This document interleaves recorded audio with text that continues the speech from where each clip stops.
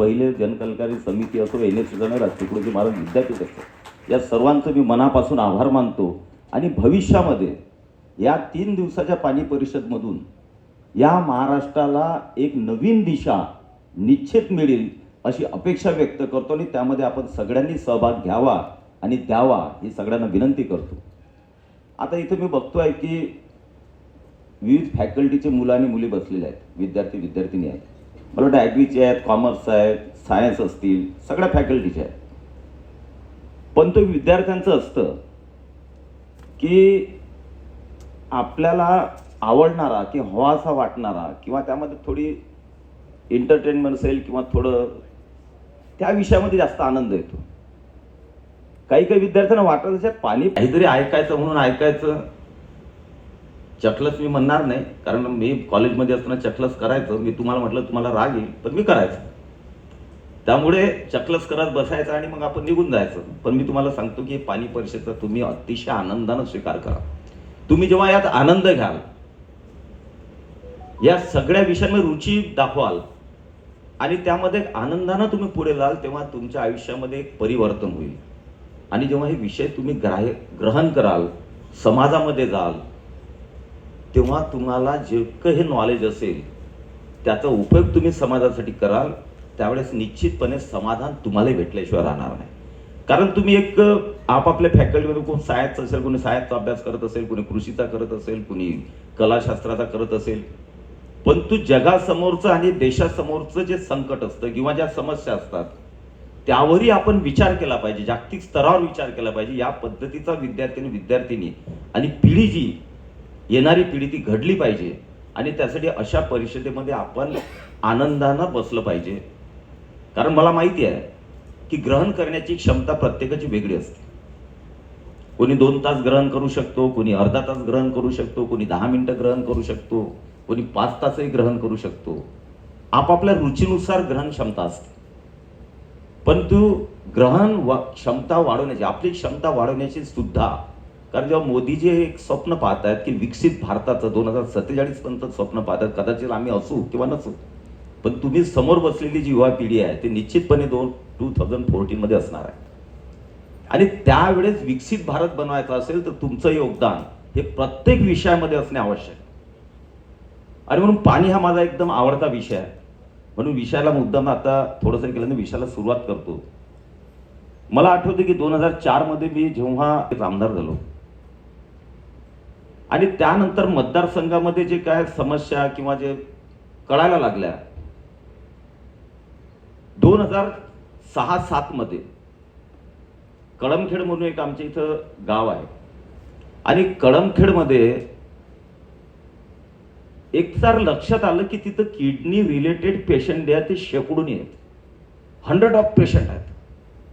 आणि मग एकदम तिथं कॅम्प लागलेत. आणि मग कशामुळे असेल, हे काय कारण आहे की एका गावामध्ये किडनी रिलेटेड म्हणजे CRF मध्ये क्रोनिक रिनल फेल्युअर की जो दुरुस्त होत नाही, डायलिसिसवर जावं लागतं आणि शेवटी मरण यातना त्याला होतातच. हे डिसीज आपल्या यात कळमखेडमध्ये काय एवढ्या मोठ्या प्रमाणात वाढले. मग तिथं कॅम्प झाले आणि त्यानंतर मी थोडंसं त्याच्यात म्हटलं आपण लक्ष द्यायला पाहिजे की हा समस्या काय. तेव्हा जेव्हा त्या किडनीच्या पेशंटकडे त्याचे कारण आम्ही जाणायला लागलो, तेव्हा या खारपानपट्ट्याकडे खऱ्या अर्थानं आमचं लक्ष गेलं. तसा खारपानपट्ट्याचा इतिहास निर्माण झाला, एक्झॅक्ट डेट कोणी सांगू शकत नाही. कारण भूस्तर जी रचना असते जमिनीमध्ये, भूगर्भामध्ये, त्याच्यामध्ये स्थित्यंतर होऊन काही एक प्रदेश असा निर्माण झाला की जो मला वाटतं की आता इथं शास्त्रज्ञ सुद्धा बसलेले आहेत, अभ्यासक बसलेले आहेत. जगामध्ये, देशामध्ये हा 3 जिल्ह्यांचा एक वेगळ्या प्रकारचा भूजल स्तर असणारा पट्टा आहे खारपानपट्टा जगामध्ये. जर आपण अभ्यास करायचा म्हटलं ना, खूप आता हे खारपानपट्ट्यावर 10-20 मिनिटाचा काही अभ्यास होत नाही किंवा खूप काही सांगता येणार नाही. एक दिवस सुद्धा एका खारपानपट्ट्यासाठी कमी पडू शकतो. म्हणून मी गडाख साहेबांना विनंती करा की सर्व काही नागपूरमध्ये केल्यापेक्षा एखाद्या वेळेस जरा आपल्या विद्यापीठाकडून खारपानपट्ट्या विषयावर 3 दिवसाची परिषद ठेवा की जेणेकरून त्या 5 जिल्ह्याचा, त्या 3 जिल्ह्याचा विकास आणि खारपानपट्ट्याच्या समस्या याचा आपल्याला अभ्यास करता येईल. आणि मी निश्चितपणे या विषयामध्ये मी सुद्धा पुढे जातो. कारण संत्रा परिषद मी पाहिली नागपूरमध्ये बरेचसे होतात. पश्चिम विदर्भ तसाही थोडा दुर्लक्षित असतो. त्यामुळे आता थोडासा पश्चिम विदर्भाकडे लक्ष देण्याचं आम्ही ठरवलेलं आहे. निश्चितपणे नागपूरकरांचं आम्हाला तेवढं पाठबळ मिळेल. पण तो खार पानपट्ट्याची रचना जी आहे, एक बघाल आपण खार पानपट्टा बुलढाणा, अकोला आणि आपला अमरावती या 3 जिल्ह्यांमध्ये खार पानपट्टा आहे. या 3 जिल्ह्यांची परिस्थिती आहे की मी सांगितलं ना, जगामध्ये देशामध्ये एक वेगळ्या प्रकारचा भूभाग आहे. एका बाजूला सातपुडा पर्वत आहे, जे बैतूलमधून पूर्णा नदीचा उगम होतो, तिथून हा खार पानपट्टा चालू होतो. तर बुलढाण्यापर्यंत काही प्रमाणामध्ये जळगाव खानदेशमध्ये सुद्धा त्याचा आता थोडासा वाढलेला आहे. परंतु याची रचना जेव्हा आपण पाहतो तेव्हा पूर्वेला जे आहे ते सातपुडा पर्वत आहे आणि तिथून जेव्हा चालू होतो उत्तरेकडे म्हणजे पूर्णा नदीपर्यंत हा उत्तरेकडे त्याचा प्रभाव हा वाढतो आणि दक्षिणेकडे खडकपूर्णा वगैरे जे आहे, पण त्या भागामध्ये दक्षिण भागामध्ये खार पानपट्टा कमी आहे. पण हा जो सातपुडा पर्वतापासून निर्माण झालेला किंवा तिथून सुरुवात झालेला सातपुडा पर्वतामध्ये जे आहे ना, तिथून दगड गोटे हे ते सगळं वाहून जे आहे माथ्यापासून तर पायथ्यामध्ये समूह आपला पूर्णा नदीपर्यंत ते वाहून येतं आणि हा प्रदेश जो आहे गाळाचा प्रदेश हा निर्माण झाला नदीच्या पूर्णा नदीच्या दोन्ही बाजूला, दक्षिण बाजूला कमी, उत्तर बाजूला जास्त सुरू झाला. आणि त्यामध्ये आपण जर बघितलं तर अमरावती जिल्ह्यातलं अचलपूर असेल, दर्यापूर असेल, अंजनगाव असेल, अकोला जिल्ह्यामधलं अकोट असेल, तेल्हारा असेल आणि बुलढाणा जिल्ह्यामधलं मेनली संग्रामपूर आणि जळगावमध्ये हे पूर्णतः बाधित खार पानपट्ट्याचे तालुके आहेत. अजून काही तालुके आहेत, जवळपास 16 तालुके की जे बाकी अंशतः बाधित आहेत, म्हणजे काही प्रमाणात तिथं खार पानपट्टा आहे. आता याच्यावर टेक्निकली आणि खूप मी आकडे देत बसलो तर 20 मिनिट माझे त्याच्यातच जाणार आहेत. त्यामुळे राजकीय लोकांनी खूप आकडे द्यायचे नसतात. आकडे हे शास्त्रज्ञ असतात, अभ्यासक असतात, त्यांनी छान विश्लेषण करायचं असतं, एक एक गोष्टीचे आकडे द्यायचे असतात आणि राजकारणी लोकांना त्याचा भाव जो आहे, भावार्थ काय आहे तो समजून तो जनतेसमोर किंवा लोकांसमोर सोप्या शब्दामध्ये मांडायचा असतो असं मला वाटतं. आणि म्हणून मी सोप्या शब्दात मांडण्याचा प्रयत्न आहे. खूप डिटेलमध्ये जाणार नाही. 7,500 किलोमीटर चौरस किलोमीटरचा हा खार पानपट्टा आहे. त्यातला 4,963 हेक्टर जो आहे तो त्यातला खऱ्या अर्थानं खार पानपट्टा आहे, जो या सपाट प्रदेश आणि गाळयुक्त प्रदेशामधला जो भाग आहे. आणि म्हणून ह्या टेक्निकली आकड्यामध्ये न जाता याची कहाणी जी आहे मी थोडक्यामध्ये सांगेन की जेव्हा हा किडनी पेशंटच्या निदर्शनास आले आणि 70-80च्या दशकामध्ये हे लोकांच्या निदर्शनाला आलं की इथं पाणी खारं आहे, थोडंसं त्याची चव वेगळी आहे, पण तेवढं काही संशोधन त्याच्यावर झालं नाही, कोणाचं लक्ष त्यावर गेलं नाही. आणि आपण आजही मोदीजी जे म्हणतात की आता हे 5 वर्ष जे आहेत 24 ते 29 हे R&D साठी आहेत, रिसर्च अँड डेव्हलपमेंट. आपण आपला देश त्याच्यामध्येच मागे आहे. रिसर्च अँड डेव्हलपमेंटमध्ये आपण फार प्रगती करतोय आणि बऱ्याचशा गोष्टी आपण इम्पोर्टच करतो, आपलं रिसर्च होत नाही. आणि रिसर्च होत नाही त्यामुळे आपण डेव्हलपमेंट त्या पद्धतीनं करू शकत नाही. आणि म्हणून रिसर्च अँड डेव्हलपमेंटला अतिशय महत्त्व आता मोदीजी 5 वर्षामध्ये देत आहे. आणि मग खार पानपट्ट्याचं जेव्हा त्या किडनीचा आम्ही पेशंटचा अभ्यास करायला लागलो तेव्हा माझं लक्षात आलं की हे त्यांच्यामध्ये किडनीचा डिसीज का होतोय, पोटाचे विकार का वाढतायत, आपल्या भागात का होत आहेत. तेव्हा मलाही माहित नव्हतं की हे 3 डिस्ट्रिक्टमधला खार पानपट्टा एवढा किलोमीटर आहे वगैरे वगैरे काही माहिती नव्हतं. मग आम्ही त्याचे रिपोर्ट जे आहेत आरोग्य खात्याकडून त्या पेशंटचे जवळपास 500 पेशंटचे जे आहेत आम्ही त्यांचे रक्ताचे नमुने घेतले, वेगवेगळ्या लॅबमध्ये ते टेस्टिंग केले आणि एकदम शॉकिंग त्याच्यामधून आलं.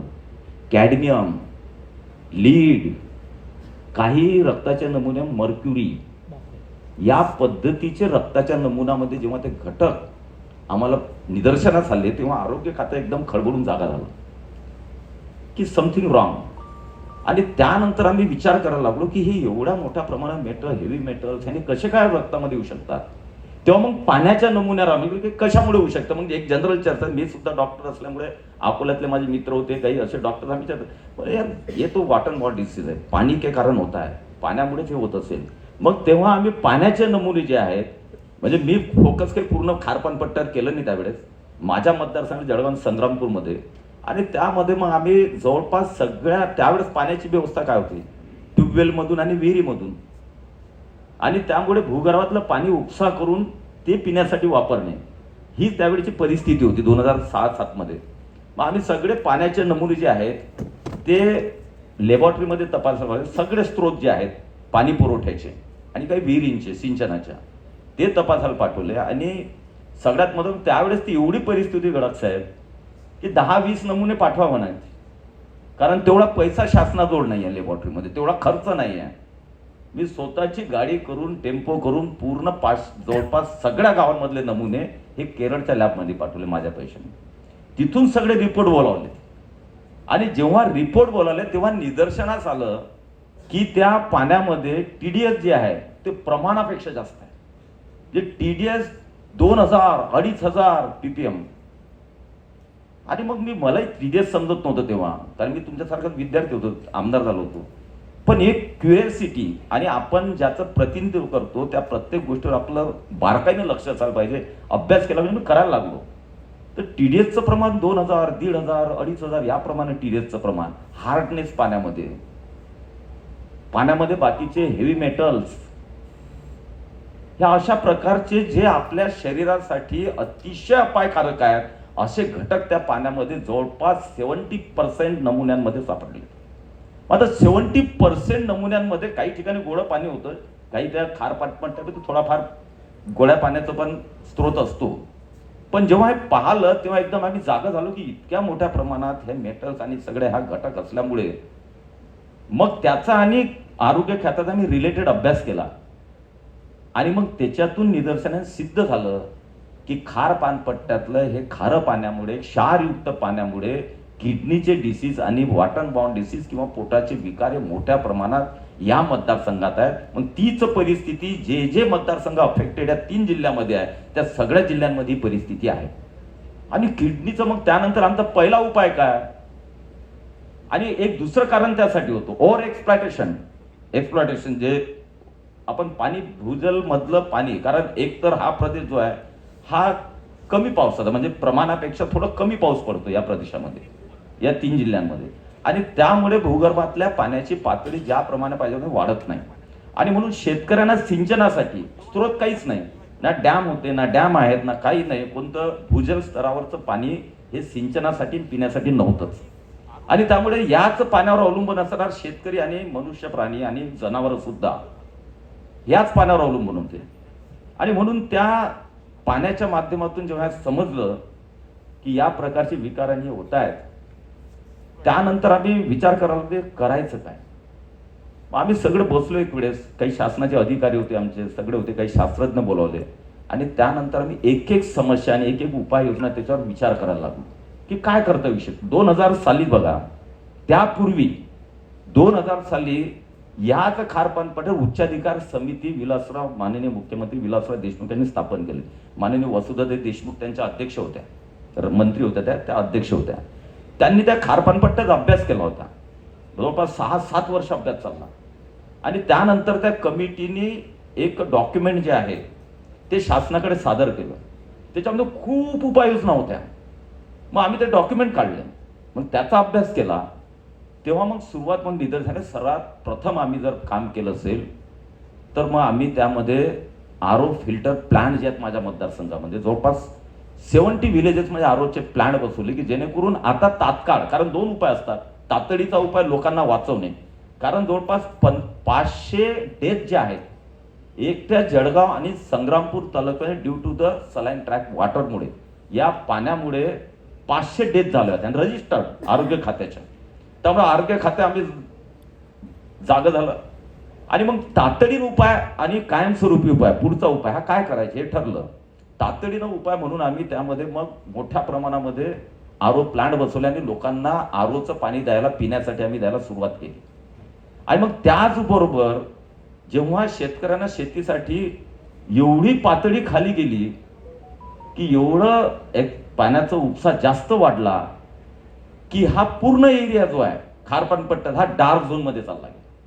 अति उपसा केलेला भाग म्हणजे 300-400 फुटावरून 500 फुटावरून बोर करून पाणी उपसायचं काम पडलं. म्हणजे 50 फुटावर विहीर तर नव्हतीच, विहीर 80, 90, 100 फुटाच्या खाली.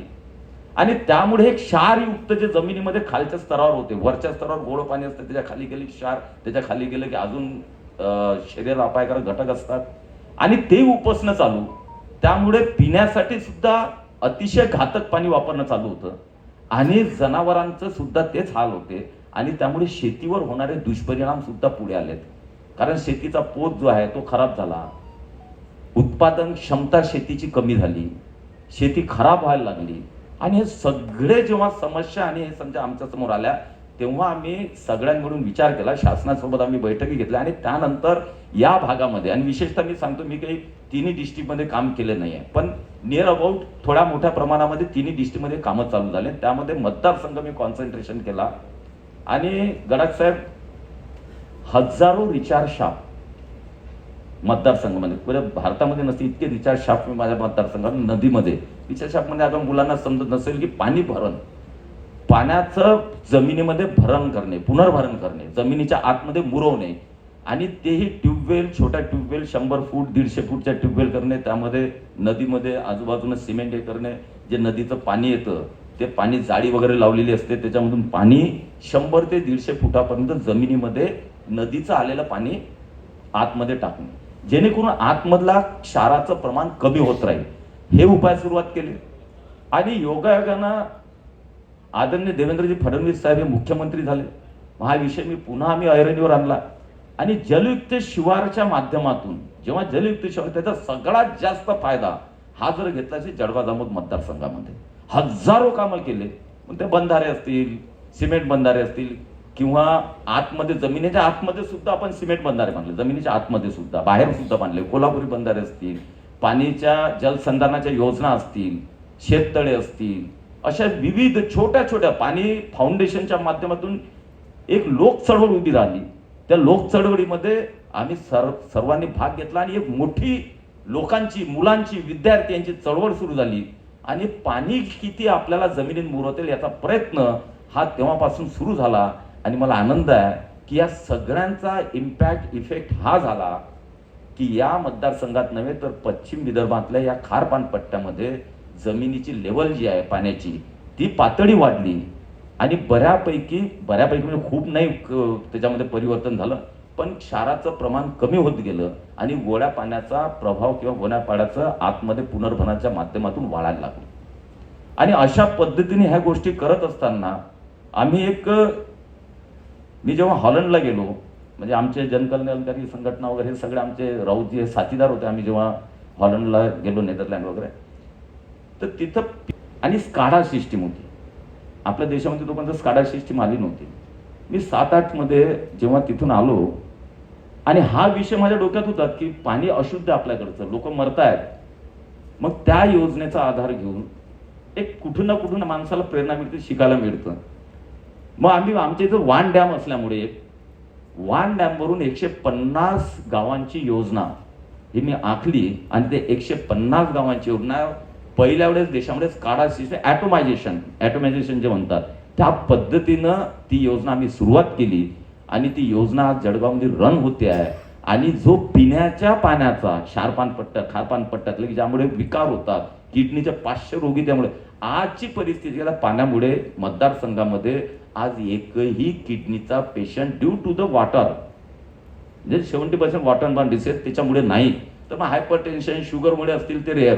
पण पिण्याच्या पाण्यामुळे जे प्रश्न निर्माण झाला होता किडनीच्या विकारांचा, तो आता एकदम टोटल शून्यावर आलेला आहे आणि त्या योजनेचं फलित आहे. आणि म्हणून मी एक गडाख साहेबांना आणि आमच्या विद्यार्थ्यांना सांगतो की एक बघा, राजकारणामध्ये आपण येतो तर राजकारण फक्त राजकारणासाठी नसतं की कूटनीती करायची, याच्या डोक्यावर पाय ठेवायचा, त्याच्या डोक्यावर हात ठेवायचा, पुढे जायचं, याच्यासाठी नाही. काही ध्येय घेऊन सुद्धा राजकारणात आलं पाहिजे. मुलांनी काहीतरी आपल्याला एक ध्येय असलं पाहिजे, मी राजकारणात कशासाठी जातो आहे. आणि म्हणून राजकारण येण्याचं आपलं ठरल्यानंतर ज्या पद्धतीनं आपण राजकारण येतो त्या पद्धतीनं आपण न्याय सुद्धा देऊ शकलो पाहिजे. आज अभिमानानं सांगू शकतो की जल जीवन मिशनच्या माध्यमातून मी कामं केले. 140 गाव योजना 7-8 वर्षापूर्वी चालू केली. आणि आज माझ्या मतदारसंघामध्ये की जो ग्रामीण मतदारसंघ आहे या देशातला, त्या ग्रामीण मतदारसंघामध्ये या देशामधला येणाऱ्या नोव्हेंबर-डिसेंबरमध्ये आता 2-3 माझ्या छोट्या योजनाच्या सरफेस ड्रिंकिंग वॉटरच्या छोट्या डॅमवरून या 2-3 योजना आहेत.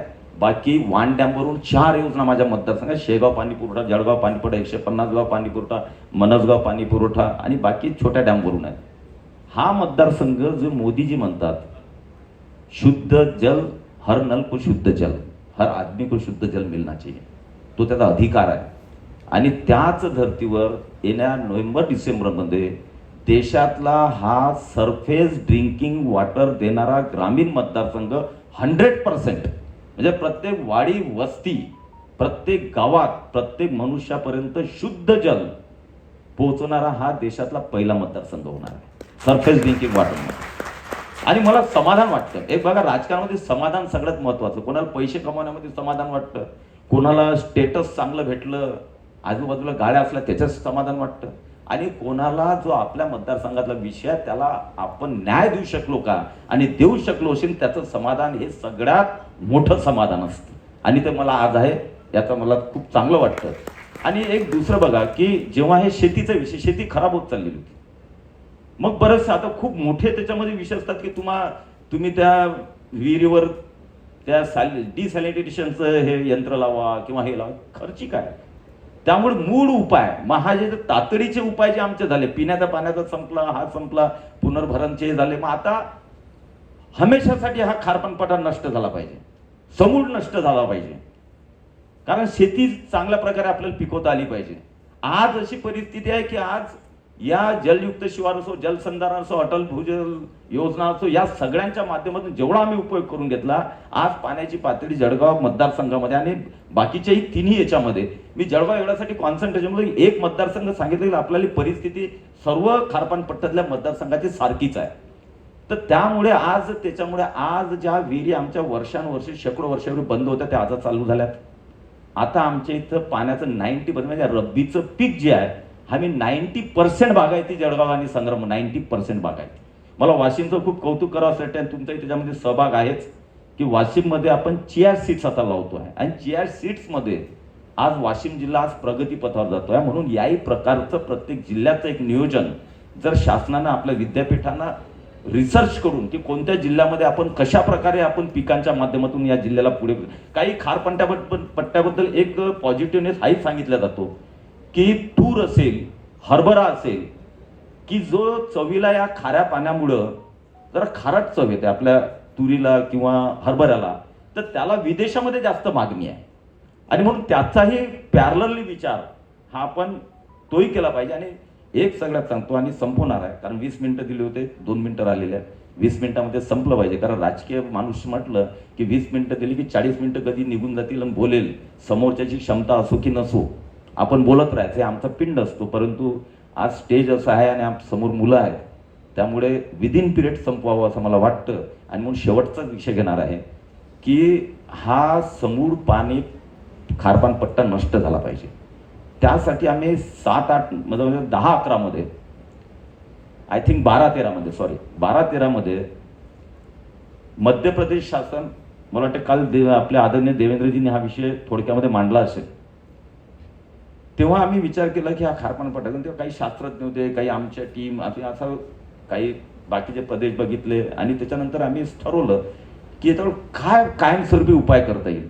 आणि मला आज आनंद आहे, अभिमान आहे की आदरणीय देवेंद्रजींच्या नेतृत्वामध्ये 2014 पासून त्या एका प्रकल्पाला गती मिळाल्यामुळे भविष्य जे आहे या 3 जिल्ह्याच्या खारपानपट्ट्याचं हे अतिशय उज्ज्वल भविष्य येणाऱ्या 6 ते 7 वर्षामध्ये हा खारपानपट्ट्यातला शेतीचा जो विषय आहे, पिण्याच्या पाण्याचा आम्ही जवळपास सगळ्या योजना आता डॅमवरून घेतोय आणि घेतलेल्या आहेत.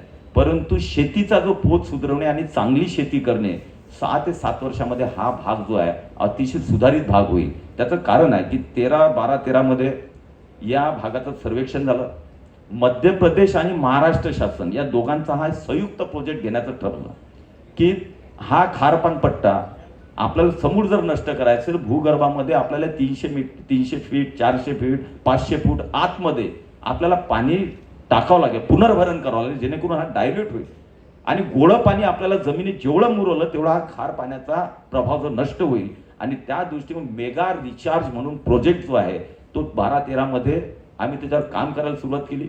आणि त्यानंतर त्याचं सर्वेक्षण झालं, आणि इंटरस्टेट म्हणजे 2 स्टेटचा हा प्रोजेक्ट आहे, तो केंद्र शासनाचा प्रोजेक्ट असल्यामुळे 2 स्टेटचा केंद्राकडे गेला.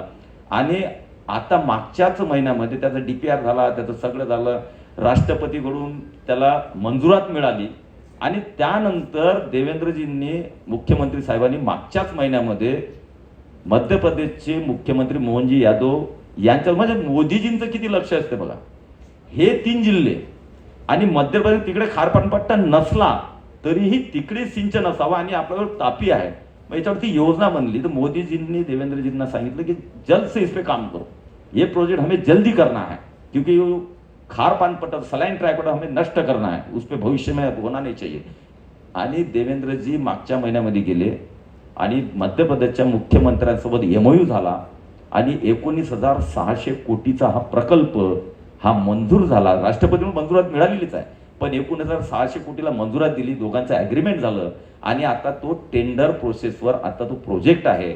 येणाऱ्या 6 वर्षामध्ये 5 ते 6 वर्षामध्ये मेगा रिचार्ज प्रोजेक्ट की तो बुलढाणा, अकोला, अमरावती आणि काही जळगाव खानदेश थोडा भाग आणि मग मध्य प्रदेशमधले 3-4 जिल्हे तिकडे बरामपूर खंड आणि बाजूचे बैतूल वगैरे हे जिल्हे, असा हा 6-7 जिल्ह्यांचा प्रोजेक्ट आहे आणि अतिशय महत्वाकांक्षी आणि चांगला भविष्य देणारा प्रोजेक्ट आहे की ज्यामध्ये सातपुड्याच्या दोन्ही बाजूला सातपुड्याच्या रेंज आहेत 7, त्यामुळे सातपुड्याच्या मध्य प्रदेशमध्ये ना सातपुडा आमच्या भागामध्ये या 3 जिल्ह्यामध्ये 2 पाईपलाईन जे आहे म्हणजे टनेल.